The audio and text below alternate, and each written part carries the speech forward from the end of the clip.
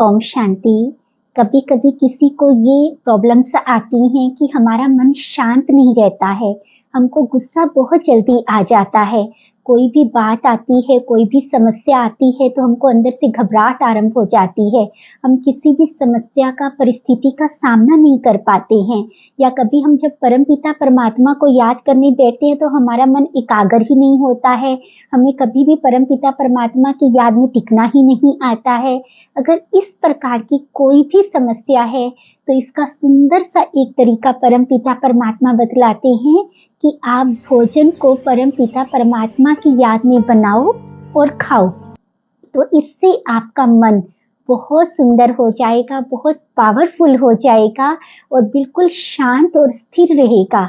हमने सभी ने बहुत बार सुना होगा, शायद बचपन से ही सुनते आ रहे हैं कि जैसा अन्न वैसा मन और जैसा पानी वैसी वाणी। अब सच्चे दिल से बतलाना, क्या कभी हमने इसको अपने जीवन में प्रैक्टिकली अप्लाई करके देखा है? हम बहुत दूर नहीं जाते हैं। अभी एक बार हम कुछ समय के लिए अपने बचपन में चलते हैं। जब हम सब छोटे थे तो हमारे पेरेंट्स या ग्रैंड पेरेंट्स को पूरा हक होता था कि वो हमको डांट भी सकते हैं। इवन अगर हमने बहुत बड़ी गलती की है तो वो हमारे ऊपर हाथ भी उठा सकते हैं। वो हमको अच्छी रीति समझा सकते थे जैसा उनको ठीक लगता था। हमको कई बार डांटा भी गया होगा, समझाया भी गया होगा। क्या हम में से किसी ने पलट करके कभी जवाब दिया था? कभी उनसे पूछा था कि आपको ऐसा कहने की हिम्मत कैसे हुई? ये तो बहुत दूर की बात है। हम तो कभी कुछ भी नहीं कहते थे, चाहे हमारी गलती ना भी हो तब भी हम बिल्कुल शांत रहते थे और हम बड़ों का आदर करते थे। लेकिन अगर अब हम आज वाली जनरेशन पर चलते हैं, माना जो हमारे बच्चे हैं, क्या हमको इतना हक है कि हम उनको इस रीति कह सकते हैं, वैसा बिहेव कर सकते हैं? कहने का अभिप्राय ये नहीं है कि हमको ऐसा बिहेव करना चाहिए, नहीं करना चाहिए, हम उसकी बात नहीं कर रहे हैं। हम सिर्फ ये कह रहे हैं कि जो पहली वाली आत्माएं थी, माना जो हमारी जनरेशन या उससे पहले वाली थी, हमारी कंपैरेटिवली सहन शक्ति अच्छी होती थी। हम किसी भी बात को समा भी सकते थे, सहन भी कर सकते थे। परंतु आजकल की जनरेशन में इतनी पावर नहीं है। आज उनको थोड़ी सी भी कोई बात हो जाती है तो उनको लगता है हमको तो जीवन को ही खत्म करना है। इतना बड़ा निर्णय बच्चे इतनी इजीली ले लेते हैं। उनको लगता है कि जैसे जीवन की कोई कीमत ही नहीं है, कोई वैल्यू ही नहीं है। किसी ने 2 शब्द कह दिए तो उनको खाना ही नहीं खाना है, उनको किसी से बात ही नहीं करनी है। इस तरीके का बिहेव क्यों कर रही है आत्मा? क्योंकि उसकी जो पावर है वो घट चुकी है। अब उसके अंदर वो सहन शक्ति, वो सामना करने की शक्ति, वो निर्णय करने की शक्ति इतनी नहीं है जितनी कंपैरेटिवली पहले वालों में होती थी। क्या ऐसा कारण है? अगर हम कारण तो अनेक हैं, हम मानते हैं इस बात को, लेकिन इसमें सबसे बड़ा एक कारण जो हमको समझ में आता है, पहले हमारे टाइम में कभी भी बाहर खाने का कोई भी ऐसा नहीं होता था कि आज कोई त्योहार है, आज किसी का बर्थडे सेलिब्रेशन है, आज कुछ भी है तो हम सब बाहर घूमने जा रहे हैं, बाहर के होटल में जाकर के खाना खा रहे हैं। मतलब इस तरीके का फास्ट फूड या बाहर के खाने का इतना नहीं रहता था बच्चों में। उस टाइम पर तो आई थिंक बहुत कम ही होता होगा। हमारे टाइम में तो हमको कभी याद ही नहीं आता कि कभी हमने ऐसे बाहर जाकर के फास्ट फूड ये सब खाया होगा। क्योंकि उस समय मतलब सभी लोग अपने घर में बड़ी प्यार से परमपिता परमात्मा की याद में भोजन को बनाते थे, खुद भी खाते थे और अपने बच्चों को भी खिलाते थे। तो उस अन्न के अंदर जब परमात्मा पिता की याद शामिल होती थी तो उस अन्न के अंदर एक पावर होती थी, एक पॉजिटिव वाइब्रेशंस होती थी, जिसकी वजह से हमारा मन ऑटोमेटिकली स्ट्रोंग होता था। परंतु आज वो बच्चों को अवेलेबल नहीं हो रहा है। पहले किसी के घर में शायद ही कुक रखे जाते होंगे, कुक भी रखे जाते होंगे तो वो एक अलग तरीके से होते थे, जो पूरी अच्छे से, माना वो भी परमात्मा पिता की याद में ही भोजन को बनाते थे। परंतु आज जब हम कुक रखते हैं तो उनका पीछे का मोटिव क्या होता है? उनको धन कमाना है। क्योंकि वो धन कमाने के पर्पस से खाने को बना रहे हैं तो वही वाइब्रेशंस जाती हैं। उसमें वो कभी भी वो प्यार नहीं डाल सकते, वो अपनापन नहीं डाल सकते, वो वैल्यूज नहीं डाल सकते, वो परमात्मा पिता की याद नहीं डाल सकते। और भोजन सबसे अच्छा तरीका होता है इन सब चीजों को अपने परिवार वालों तक, अपने बच्चों तक पहुंचाने का। तो इसीलिए परमात्मा पिता कहते हैं कि बच्चे, जब भी भोजन बनाओ तो परमात्मा पिता की याद में बनाओ। तो हमको कई बार ये लगता है कि हम कैसे याद करें परमात्मा पिता को, जब हम भोजन बना रहे हैं तो हमको याद करना नहीं आता है। तो हम आपको इसके 2 पहले प्रैक्टिकल प्रूफ दे रहे हैं, माना ये बताने की कोशिश कर रहे हैं कि किस रीति से आत्माएं जब परमात्मा पिता को याद करके भोजन बनाते हैं तो उनका जीवन कैसे संवर जाता है। तो पहला अनुभव है एक माता जी का, जो माउंट आबू में हमेशा सेवा के लिए जाते थे और उनकी ड्यूटी लगती थी भंडारे में, जहाँ रोटी बनाने की सेवा होती है, तो वहाँ पर उनकी सेवा की ड्यूटी लगती थी। तो वहाँ पर सूरज भाई जी का क्लास हमेशा होता रहता है भंडारे में। तो सूरज भाई जी ने बताया कि आप सबके ऊपर बहुत बड़ी ड्यूटी है, क्योंकि आप सब माताएं घर में भोजन बनाती हैं। तो जैसा आप अन्न बनाएंगी वैसे ही सबके मन बदलेंगे और आप किसी के भी मन को शक्तिशाली कर सकते हैं। तो परमात्मा पिता ने आपको बहुत बड़ी ड्यूटी दी है, तो आपको कोशिश करनी है कि मैं परमात्मा पिता की याद में ही रह करके भोजन बनाऊं। तो उन माता जी को, सूरज भाई जी की ये बात दिल को लगी और उनको ये समझ नहीं आ रहा था कि मैं कैसे परमात्मा पिता को याद करूं। तो उन्होंने अपने अनुभव में बतलाया कि मैंने ये फील किया, क्योंकि मैं घर में जब भी रोटी बनाती थी तो मैं ये फील करती थी कि जैसे ये रोटी गोल गोल है, ऐसे ही मेरा परम पिता परमात्मा निराकार ज्योतिर्बिंदु भी छोटी सी बिंदी है, वो भी बिल्कुल गोल है।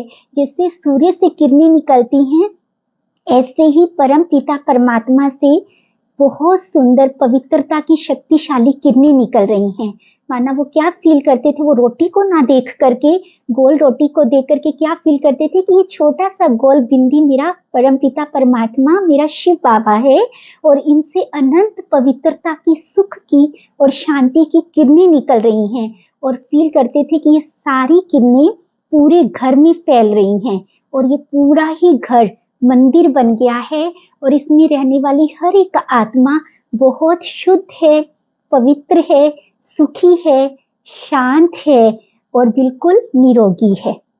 तो उन्होंने कुछ दिन ये आजमाया। उन्होंने बताया, चूंकि मैं ज्ञान में अकेले ही चलती थी तो मुझे परिवार का सहयोग नहीं था, जिससे घर का वातावरण थोड़ा सा अच्छा नहीं रहता था। सभी आत्माएं लगभग मेरे विरोध में ही रहती थी, कुछ डांट भी देते थे, कुछ कहते भी थे। लेकिन यकीन मानिए, मैंने थोड़े ही दिन ये किया, मैंने इसकी अहमियत को, इसकी कीमत को पहचाना। थोड़े ही दिनों में सच में हमारे घर का वातावरण ही बदल गया। सभी आत्माओं का स्वभाव कैसे शांत हो गया मुझे अभी तक नहीं पता चला है। सब लोगों का व्यवहार बहुत अच्छा हो गया और सब बड़े प्यार से उस भोजन को खाते थे। धीरे धीरे उनका मन इतना शांत और घर का वातावरण बहुत सुंदर हो गया। तो ये सब तो हम भी कर सकते हैं ना, कि जब भी हम रोटी को बेले तो हमें भी याद आना चाहिए कि ये मेरा परम पिता परमात्मा सूर्य की भांति है और उससे अनंत पवित्रता की, सुख शांति की किरणें मेरे पूरे घर में फैल रही हैं और हर एक आत्मा तक जा करके उनके मन को परिवर्तित कर रही हैं। और फिर हम दूसरा एक अनुभव बतलाते हैं। ये एक छोटी सिस्टर का है और वो सिस्टर मैरिड हैं लंदन में। तो उन्होंने ये अपना अनुभव बतलाया कि उनको, जब उन्होंने परम पिता परमात्मा, वो एक बार इंडिया आए, उन्होंने यहाँ पर 7 डेज कोर्स किया और उनको ज्ञान बहुत अच्छा लगा। उसी दिन से उनको ये लगा कि ये सच्चा ज्ञान है और उन्होंने परम पिता परमात्मा को मन ही मन सब कुछ मान लिया। परंतु अब जब वो वापस लौट करके गए, माना अपने जगह पर जहाँ उनके इन-लॉज रहते थे, तो जब वो वहाँ पर गए तो वो 6 फैमिली से बिलोंग करते थे। तो उनके घर में क्या था कि लहसुन, प्याज, नॉनवेज, ये तो लगातार चलना है, इसके बिना तो कोई गुजारा ही नहीं है। माना हर सब्जी में, इवन दाल के तड़के में तो बिना लहसुन के तो बन ही नहीं सकती है। परंतु जब उन्होंने यहाँ समझा कि जितना हम सात्विक भोजन लेते हैं, परमात्मा पिता की याद में भोजन बनाते हैं, उतना हमारे मन को पावर मिलती है और हमारा मन परम पिता परमात्मा से इजीली कनेक्ट हो सकता है, जिससे फिर हमारे अंदर पावर आती है, जिससे हम बुराइयों को छोड़ने की हमारे अंदर ताकत आती है। अब उनके अंदर से क्या दिल हो रही थी कि मैं अनियन गार्लिक नहीं लूं। नॉनवेज तो वो लेते ही नहीं थे, लेकिन बनाते थे दूसरों के लिए, लेकिन खुद नहीं लेते थे। परंतु अनियन गार्लिक तो बहुत लेते ही थे, क्योंकि परिवार में था ही, परिवार का माहौल ही ऐसा था। अब उनके अंदर से दिल हो रही है तो उन्होंने कहा कि अगर मैं कुछ बोलूँगी तो फिर फैमिली का हो सकता है कि मेरे लिए कैसा रिस्पॉन्ड रहता है, तो वो चुप रहे। उन्होंने रोज़ मुरली सुनना भी शुरू कर दिया ऑनलाइन, और साथ ही साथ उन्होंने ये भी शुरू किया कि मैं रोज़ परमात्मा पिता को भोग लगाऊँगी। तो उसके लिए उन्होंने थोड़े से अलग बर्तन भी रखे, चूँकि वो किचन का काम खुद ही करते थे और उनके इन-लॉज़ इंडिया रहते थे और वो कभी मिलने आते थे जैसे साल में, है ना? तो इस तरीके से तो चूँकि किचन का काम उनके अपने हाथ में था, तो उन्होंने अपने लिए बिना अनियन गार्लिक का बनाना शुरू किया। तो एक बार जैसे उन्होंने बिना अनियन गार्लिक की सब्जी ही अपने मतलब युगल को, अपने हस्बैंड को दी, तो उन्होंने कहा आज ये टेस्ट अच्छा नहीं है। तो उनको, क्योंकि वो चाहते थे कि उनका भी मन परिवर्तित हो, तो उनको भी मैं शुद्ध सात्विक भोजन ही दूँ और परमात्मा पिता की याद का दूँ, तो जिससे उनका भी मन परिवर्तित हो जाए और उनका भी मन परमात्मा पिता से कनेक्ट हो सके। परंतु जब उन्होंने कहा इसका तो कुछ अच्छा टेस्ट नहीं आ रहा, आज कुछ अच्छा नहीं लग रहा है भोजन, अब उस सिस्टर को लगा अब मैं क्या करूँ? परंतु उनकी दिल बहुत थी, उनकी भावना बहुत शुभ थी, तो उन्होंने बाबा को बोला, बाबा अर्थात निराकार परम पिता परमात्मा को बोला कि बाबा अब आप बताओ मैं क्या करूँ? तब बाबा ने उनको टच किया, फिर उन्होंने सबसे पहले तो एक अच्छी-सी रेसिपी देखी, फिर उसके बाद उन्होंने फ़ील किया, आह्वान किया परमपिता परमात्मा का कि बाबा आप ही आकर के इस भोजन को तैयार करो।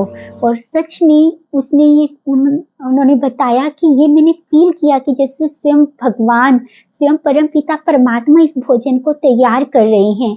और उसके पश्चात जब उन्होंने मतलब खाया, बच्चों ने भी, सभी को लगा कि हमने अपनी ज़िंदगी में इतनी टेस्टी सब्जी नहीं खाई है, इतनी सब टेस्टी दाल नहीं खाई है। इवन एक बार उनके फ्रेंड भी आए, तो उन्होंने भी कहा कि हमको तो इसकी रेसिपी चाहिए, हमने इतनी टेस्टी दाल नहीं खाई है। फिर एक बार उनके इन-लॉज़ का आना हुआ, तो उनके हस्बैंड ने कहा कि आज आपको और उनकी मदर को दोनों को मिलकर के खाना बनाना है। अब उस सिस्टर को चिंता हो गई कि अगर मैं अनियन गार्लिक नहीं डालूँगी, तो वो उनके मदर इन लॉ नाराज़ हो सकते हैं और उनको हो सकता है कि ये सब चीज़ अच्छी ना लगे और इससे फिर मेरे लिए अड़चन हो सकती है। अब उनको कुछ समझ नहीं आ रहा था, परंतु अंदर से उन्होंने क्या ठान रखा था कि मुझे किसी भी हालत में अब अनियन गार्लिक नहीं डालना है। तो फिर उन्होंने कहा कि कोई बात नहीं, आप तो बड़े दिनों के बाद आए ना, आप थोड़ा रेस्ट कीजिए, आज आप मेरे हाथ की खा कर के देखिए, फिर कल से आप बनाना। तो वो भी रेडी हो गए और जब उन्होंने दाल बनाई, तो उनकी मदर इन लॉ ने उनको इतना प्यार किया, उन्होंने कहा कि तूने कैसे बनाई है? आज तक इतनी टेस्टी दाल तो मेरे से कभी बनी नहीं। कहते फिर जब मैंने उनको बताया कि मैंने कुछ नहीं डाला, सिर्फ जीरा और टमाटर ही डाला है, तो उनको बिलीव ही नहीं हुआ और उन्होंने कहा आज से ऐसी ही सब्जी बनाया कर, ऐसी ही दाल बनाया कर, ये तो सच में इतनी टेस्टी है ना, हमने अपने जीवन में नहीं खाई है। हम तो जब इंडिया भी जाएंगे ना, तो आपके हाथ की दाल, आपके हाथ की सब्जी को हम मिस करेंगे। कहने का भाव सिर्फ इतना है कि जब हमारी वाइब्रेशंस प्योर होती हैं, तो परमात्मा पिता हमको मदद करते हैं। कई बार हम घबरा करके ये सोच लेते हैं कि ये संभव नहीं होगा और हम छोड़ देते हैं। हम सोचते हैं हम खुद भी खा लें और दूसरों को भी खिला दें। लेकिन जब हम खुद दृढ़ रहते हैं, जब हमारी भावना प्योर होती है, सच्ची होती है, जब हमारे संकल्पों में दृढ़ता होती है, तो स्वयं परम पिता परमात्मा हमारी बहुत बहुत मदद करते हैं। नो डाउट, अगर आप कुछ भी आजमा करके देखेंगे तभी आप बिलीव करें। कई लोग बोलते हैं इसके पीछे का लॉजिक बताइए, क्या साइंटिफिक रीजन है? ऐसे कहने से थोड़ी होता है, साइंस ने भी प्रूव किया है, आप जाकर के देख सकते हैं। उन्होंने भी वाटर पर अच्छे से इसको एक्सपेरिमेंट किया है कि जब वाटर को गुड वाइब्रेशंस दी गई थी तो कैसे क्रिस्टल्स बने थे, और जब उसको बैड वाइब्रेशंस दी गई थी तब कैसे क्रिस्टल्स बने थे। सिर्फ और सिर्फ हमारे विचार उस पानी को जहर भी बना देते हैं और उस पानी को अमृत भी बना देते हैं। सिर्फ और सिर्फ हमारे विचार, हमारे संकल्प उस भोजन को प्रसाद भी बना देते हैं और उस भोजन को हमारे लिए बहुत बड़ी बीमारी का कारण भी बना सकते हैं। इसीलिए परमात्मा पिता कहते हैं, अगर आपका मन शांत नहीं है, आपको अंदर से क्रोध आ रहा है, आपके मन में कोई बात चल रही है, उस समय भोजन मत बनाइए, थोड़ा समय बैठिए, अपने मन को शांत कीजिए, उसके पश्चात ही आप भंडारे में जाकर के भोजन बनाइए, क्योंकि ये एक बहुत बड़ी रिस्पॉन्सिबिलिटी होती है। इसलिए अब हम ये बात करते हैं कि हम किस किस रीति से बाबा को याद करें जिससे हमारी याद टिकी रहे। तो सबसे पहले जब भी आप भंडारे में जाते हैं, जब आप भंडारे में जाएंगे तो सबसे पहले परम पिता परमात्मा का आह्वान करना है और फील करना है, देखना है कि जैसे स्वयं परम पिता परमात्मा सूर्य की तरह आपके सिर के ऊपर चमक रहे हैं। और फिर परमात्मा पिता को देखते हुए पूछ करके कि इतना नमक डालूं, इतना मिर्च, माना आपकी याद हर वक्त उसके साथ कनेक्शन जुड़ा रहना चाहिए। जैसे आपके साथ आपकी मदर खड़ी होती है, तो आप अपनी मदर से जब सीखती हैं तो पूछती है ना, ठीक है भले आप बना रहे हैं, लेकिन हर बात क्या करेंगे, पूछेंगे ना कि ठीक है इतना और कर दूं, इतना। ऐसे जैसे ही आप भोजन बनाते हैं तो फील करना है कि स्वयं निराकार परम पिता परमात्मा भी बिल्कुल आपके सिर के ऊपर है। वो बहुत सुंदर ज्योतिर्बिंदु चमक रहा है, उसकी किरणों की वाइब्रेशंस के नीचे ही आपने उस भोजन को तैयार करना है और फील करना है कि जैसे परम पिता परमात्मा अपनी पवित्रता की, अपनी सुख की, शांति की, अपनी सभी पवित्र शक्तिशाली किरणें उस भोजन के अंदर डाल रहे हैं। और ये भोजन बहुत पावरफुल है, ये बहुत सात्विक है, पवित्र है, परमात्मा पिता के द्वारा स्वीकार किया हुआ है। इस रीति से आपने परमात्मा पिता से बात करते हुए उस भोजन को तैयार करना है। अगर आपका इस रीति नहीं योग लग रहा है तो आप एक और तरीका आजमा सकते हैं।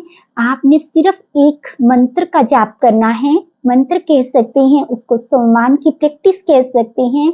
आपने सिर्फ ये बोलना है कि मैं परम पवित्र आत्मा हूँ और पवित्रता की किरणें इस भोजन के अंदर जा रही हैं। जो भी आत्मा खाएगी वो भी शुद्ध और पवित्र बन जाएगी।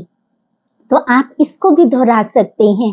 अगर इस रीति भी नहीं हो रहा है तो फिर तीसरा एक तरीका है कि आप परम पिता परमात्मा के अव्यक्त महावाक्यों को चला करके अपनी किचन में रख सकते हैं, जिससे कि परमात्मा पिता के वो महावाक्य, वो समझानी ऑटोमेटिकली उस भोजन के अंदर जाए और उस भोजन के थ्रू से फिर अनेक आत्माओं के मन तक पहुंच सके।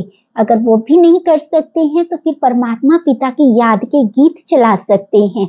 अगर उसके बाद भी अगर नहीं हो रहा है, उसके पश्चात भी अगर आपको लग रहा है कि अभी भी आपका भोजन परमात्मा पिता की याद में तैयार नहीं हुआ है, तो जैसा भी भोजन बना है उसको बड़ी प्यार से एक सुंदर सी थाली में सजाना है, उसको बहुत सुंदर रुमाल से ढकना है और उसको बाबा रूम में, माना परम पिता परमात्मा के सामने रखना है और फील करना है कि मैं इसको लेकर के परम पिता परमात्मा के पास गई और अनुभव करना है कि जैसे परम पिता परमात्मा ने इसके ऊपर अपनी दृष्टि डाली और उनकी जैसे ही पवित्र पावन दृष्टि इस भोजन पर पड़ रही है, तो इस भोजन के अंदर जितनी भी कमी रह गई है, जितनी भी अशुद्धि रह गई है या किसी भी प्रकार की अपवित्रता है, तो परम पिता परमात्मा की पवित्र किरणों से वो सब नष्ट हो रही हैं और अब ये भोजन एकदम शुद्ध है,